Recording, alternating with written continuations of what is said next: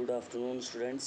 हम अपने first chapter को पढ़ रहे हैं हिस्ट्री के, द फ्रेंच रेवोल्यूशन को। और कुछ कारण हमने पढ़े थे कल कि किन कारणों से थोड़े से समाज में हालात सही नहीं थे, जो है समाज के अंदर, फ्रांस के अंदर। तो आज हमें आगे की ओर पढ़ते हैं द स्ट्रगल टू सर्वाइव, जो जीने के लिए वो संघर्ष था, उसको देखते हैं आगे। The population of France rose from about 23 million in 1715 to 28 million in 1789. This led to a rapid increase in demand for the food grains. Production of the grains could not keep pace with the demands, so the price of the bread, which was the staple diet of the majority, rose rapidly. Most workers were employed as laborers in the workshop, whose owner fixed their wages, but wages did not keep pace with the rise in the prices.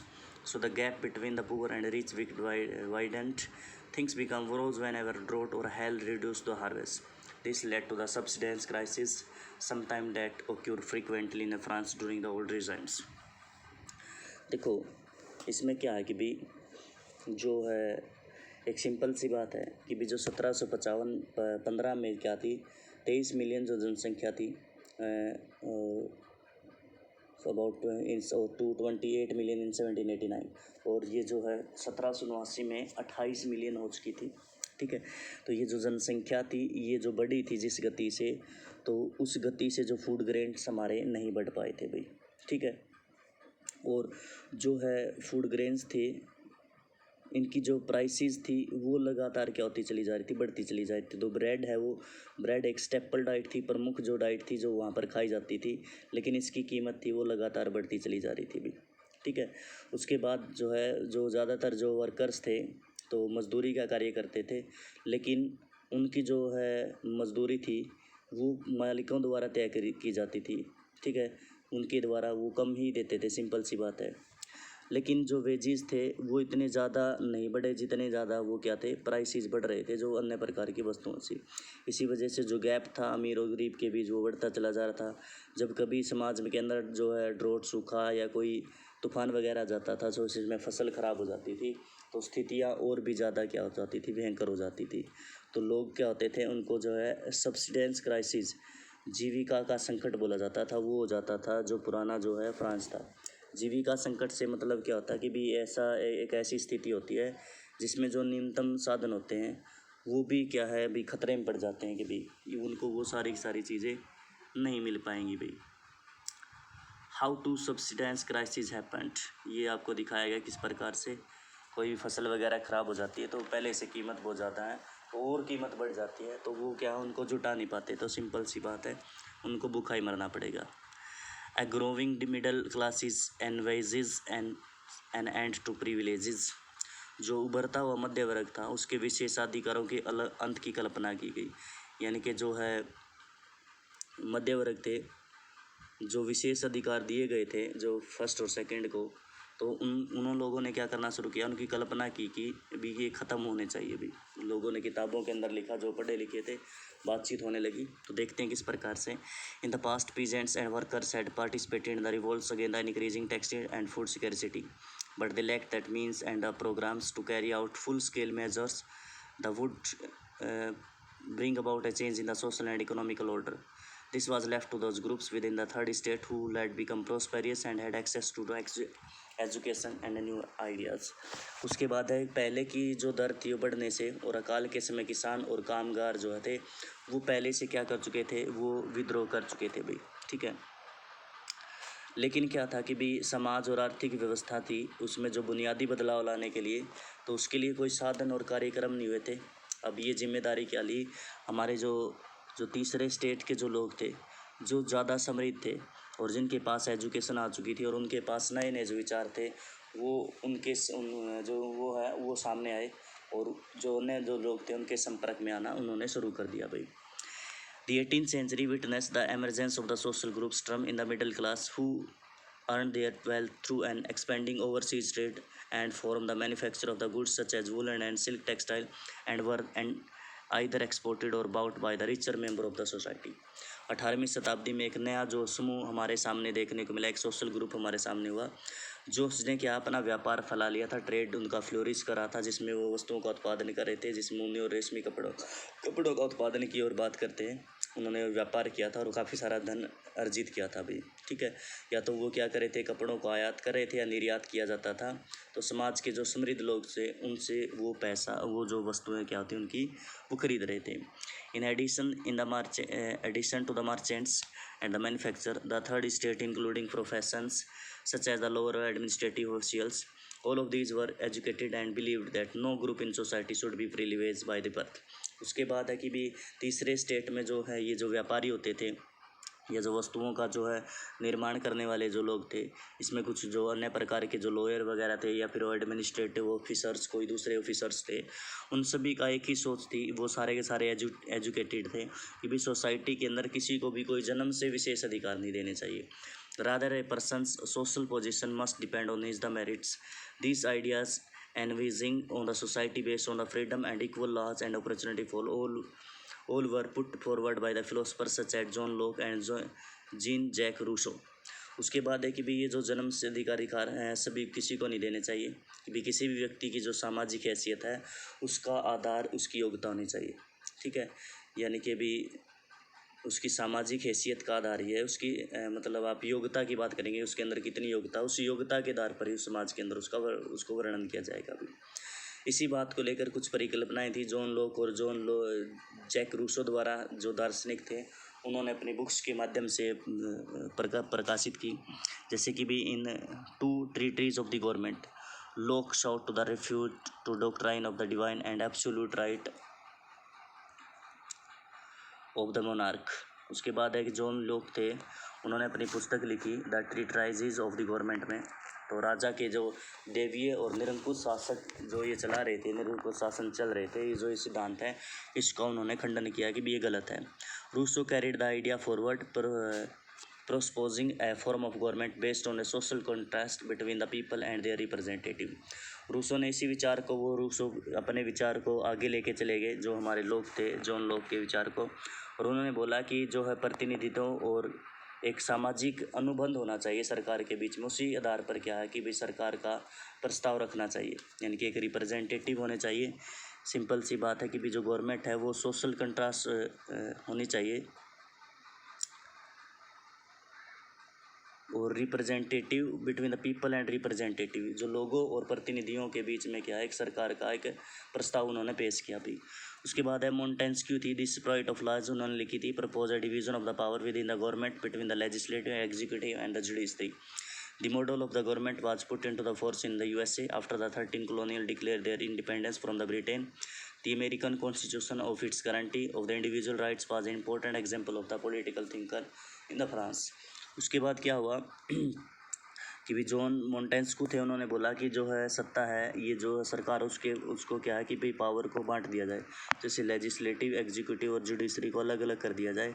तो ये जो government थी, ये जो कार्य था USA जब आज़ाद हुआ था 13 कॉलोनियल से, जो ब्रिटेन से, जिसमें जो फ्रांस ने उनकी मदद की थी, तो उन्होंने इसको जो अपने संविधान के अंदर लागू किया था, ठीक है। उन्होंने इसको मतलब क्या सरकार में मॉडल उन्होंने क्या था सरकार को दिया था भी। उसके बाद है कि भी the idea of these philosopher were discuss intensely in a salon and coffee houses and spread among people through books and the newspaper. These were frequently read about in the group for those benefit of those who could not read and write. The news and the Louis XVI plan to impose further taxes to be able to meet the expenses of the state granted anger and protects against the system of the privileges. उसके बाद है जो दार्शनिकों की ये जो thought थी ये और भी तीव्र होती चली गई और ये जो है फैलती चली गई। लोगों ने जो है जैसे किताबों के माध्यम से, न्यूज़पेपर के माध्यम से, ठीक है, या फिर जहाँ पर भी हो सकता था इनको ऊंची, जहाँ पर पढ़े लिखे नहीं होते थे तो ये लोगों को इकट्ठा कर ये ऊंची ऊंची आवाज़ों में सुनाया जाता था, ठीक है। उसके बाद क्या है कि भी जो है साथ के साथ में क्या है कि अलग से जो कॉफ़ी हाउस वगैरह होते थे या फिर जो सैलून होते थे जहाँ पर क्या था अभी ये जो बाल वगैरह जो काटने का काम करते, नाई वगैरह होते थे, तो वहाँ पर सभी में आसपास के क्षेत्र में बातें होना शुरू हो गई थी भाई। तो उसी समय ताबी लुई 16 ने क्या है कि भी जो खर्चा था वो जो क्या है कि भी वो नहीं बढ़ रहा, मतलब क्या पूरा नहीं हो पा रहा था, उन्होंने और टैक्स लगाने के लिए क्या है फिर लोगों को एक ये और न्यूज़ मिल गई और इसी वजह से क्या जो लोगों के अंदर गुस्सा पहले ही भरा हुआ था तो उनके अंदर गुस्सा क्या था और भी ज़्यादा बढ़ता हुआ देखने को मिला। थोड़ा सा और पढ़ते हैं। जो मेजर कारण है फ्रेंच रेवोल्यूशन क्यों हुई, the outbreak of the revolution, उसमें सबसे लास्ट में जो बातें लिखनी होती हैं वो आपकी यहाँ पर देखने को मिलेंगी इसके अंदर। तो हम देखते हैं, थोड़ा सा और पढ़ते हैं। Louis 16 had to increase taxes for the reason you have learn in the previous section. How do you think he could have gone about doing this? In French of the old regimes, the monarchs did not have the power to impose taxes according to his will.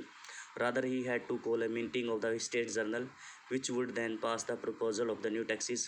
The State Journal has a political body to which of the three states sent their representative. However, the monarch alone could decide when to call a meeting of this body. The last time it was in 1614.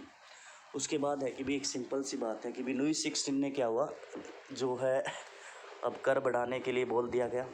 ठीक है, जैसे हमने बात की थी previous section के अंदर भी बात हुई थी, और उसकी वजह से जो पुराना जो एम्पायर था उसमें जो मोनार्क्स था वो अकेला टैक्स को बढ़ा नहीं सकता था, उसको जो है ये स्टेट जर्नल होती थी, तो तीनों जो ग्रुप्स होते थे उनको उनके अंदर से बुलाना पड़ता था, प्रपोजल रखा जाता था, फिर टैक्स ये जो है लगाया जाता था। ठीक है, लेकिन ये जो स्टेट जर्नल थी वो पॉलिटिकल बॉडी थी, तो वो जो हमने बात की थी तीनों स्टेट्स की रिप्रेजेंटेटिव थी। जो मोनार्क था उनको कब टैक्स के लिए बढ़ाना होता है, हालांकि वो उनके हक में था, और लास्ट टाइम जो टैक्स बढ़ाए गए थे वो 1614 के अंदर बढ़ाए गए थे। On 5th May 1789, Louis XVI was called together an assembly of the States General to pass proposal for the new taxes. A resplendent hall in the Versailles was prepared to host the delegates. The first and the second states sent 30 representatives, which were scattered in the rows from each other on the two sides, while a 600 member of the third state had to stand at the back. The state has the representative by its more prosperous and educated member. Peasants, artisans, and women were denied entry to the assembly. However, their grievances and demands was listed in about 40,000 letters which is representative had brought with them. उसके बाद क्या हुआ, 5 मई 1789 को Louis 16 थे, उन्होंने assembly बुलाई, जो महल था उसको सजा दिया गया, अपने डेलीगेट्स को बुलाया गया। तो इस प्रकार से जो है ये जो है 300 जो प्रतिनिधि थे, पहले जो फर्स्ट स्टेट और सेकंड स्टेट से आए और थर्ड स्टेट से 600 जो व्यक्ति आए थे वो उनके पीछे खड़े हुए थे। भी यहाँ पर 300 और 300 बैठे हुए थे, 600 उनके पीछे वो इस प्रकार से खड़े हुए थे। हालांकि जो थर्ड स्टेट की बात करते हैं उसमें कि सिर्फ जो है समृद्ध लोग थे या फिर एजुकेटेड थे उनको ही बुलाया गया था, जिसमें किसान थे, बेचारे आर्टिसियन थे, महिलाएं वगैरह थी, उनको इसके अंदर आने का कोई भी जो है अनुमति नहीं दी गई थी। हालांकि उनके द्वारा लिखे गए कुछ पत्र वगैरह थे जो 40,000 के आसपास थे, वो और साथ लेके ज़रूर आए हुए थे भाई। Voting in state general in the past had been conducted according to the principle each state has one vote. This time too Louis XVI was determined to continue the same practice, but member of the third state demanding the voting now to be conducted by the assembly as a whole, which were member would have one vote. This was one of the democratic principles put forward by the philosopher like Rousseau in his book The Social Contract. When the king rejected the proposal, member of the third state walked out of the assembly in the protest. उसके बाद एक simple सी बात है जो सोचने वाली, अब ये बात देखें, 3 स्टेट हैं, जो वोटिंग का सिस्टम क्या होता था कि भी 3 स्टेट हैं, तीनों को एक एक वोट दी जाती थी। ठीक है, अभी अब आप बोले मान लीजिए टैक्स बढ़ाना चाहते हैं, अब टैक्स किसको देना, अब आप देखिए थर्ड स्टेट टैक्स पे करती थी, ना फर्स्ट को देना ना सेकंड को देना। अगर बढ़ाने हैं तो फर्स्ट स्टेट कह देगी बढ़ा दो, सेकंड भी कह सकती है बढ़ा दो भाई, सिंपल सी बात है। इसीलिए क्या टैक्स बढ़ जाएंगे, अगर ये मना करेंगे थर्ड स्टेट तो भी बढ़ जाएगी क्योंकि 2 वोट इनके पास है। दूसरी बात, अब क्या हुआ कि उन्होंने डिमांड कर दी कि भी आप, अभी इसमें क्या है कि भी 300 इसमें थे, 300 इसके अंदर से आए थे। अब इन्होंने बात की कि भी आप एक वोट ना लें, जितने रिप्रेजेंटेटिव है उतनी वोटें लें, यानी कि यहाँ पर 300 वोट इनकी, 300 इनकी, और इसमें 600 थे तो 600 इसके अंदर से वोट लें। अब सिंपल सी बात है, जो सोचने वाली बात है, तो ऐसा करने से जो है लुई 16 ने मना कर दिया कि भी एक की वोट सभी की नहीं होगी, सिर्फ मतलब एक स्टेट से सिर्फ एक वोट को ही काउंट किया जाएगा। तो इस बात को लेकर जो है ये जो प्लान था कि भी एक वोट होनी चाहिए सभी की, जितने जो मेंबर है डेलीगेट्स हैं, ये रूसो ने अपनी बुक थी द सोशल कॉन्ट्रैक्ट में जो है वर्णन किया था। लेकिन ऐसा करने से उन्होंने मना कर दिया कि भी राजा ने मना कर दिया इस बात को, और वो असेंबली से जो थर्ड स्टेट के लोग थे वो असेंबली से खड़े हो गए और असेंबली को छोड़कर वो वहाँ से आ गए भाई। The representative of the third state viewed themselves as a spokesperson of the whole French nations. On 20 June, they assemble in the hall of the indoor tennis court in the ground of Versailles. They declared themselves as a national assembly and swore not to despite till they have drafted a constitution for the France that would limit the powers of the monarchs. They were led to the Mirabeau, and a ambitious Mirabeau was born in the noble families, but was convicted to the need to do away with the society of the feudal privileges. He brought out a journal and delivered powerful speeches to the crowded assembly at Versailles. उसके बाद जैसे ही वो assembly छोड़कर चले गए जो third state के लोग थे, तो वहाँ पर क्या हुआ कि भी उन्होंने क्या किया, भी वो अपने आप को पूरे फ्रांस का प्रतिनिधित्व तो समझ रहे थे कि ले रहे हैं। जो 20 जून को ये प्रतिनिधित्व क्या थे, इंडोर जो टेनिस क्रिकेट कोर्ट था स्टेडियम वर्साई के अंदर, वहाँ पर इकट्ठे हुए। इन्होंने अपने आप को नेशनल असेंबली घोषित कर दिया और ये शपथ प्राप्त की कि जब तक हम क्या है कि संविधान नहीं बना लेंगे फ्रांस का, तो तब तक हम क्या है अपने आप को क्या असेंबली भंग होने नहीं देंगे। तो इनका नेतृत्व था मिराबियो और ओबेसिये ने किया था। जो इनका जन्म हालांकि कुलीन परिवार में हुआ था, लेकिन ये विशेष अधिकार जो दिए जाते थे जन्म से, उनके बिल्कुल खिलाफ हुआ करते थे। और उन्होंने क्या है कि अपनी काफ़ी अच्छी सारी भीड़ उन्होंने जुटाई थी वर्साई के अंदर। अब क्या था कि भी अब्बे जोशिए था, वो थोड़ा सा मूलतः क्या था, पादरी था। उसने तीसरे स्टेट का क्या है शीर्षक से अत्यंत प्रभावशाली प्रचार पुस्तिका पेम्पलेट भी उन्होंने वो लिखी थी। और बस भाई इतना ही है आज के लिए, हम इतना ही पढ़ेंगे। यस, बाकी हम कल देखेंगे।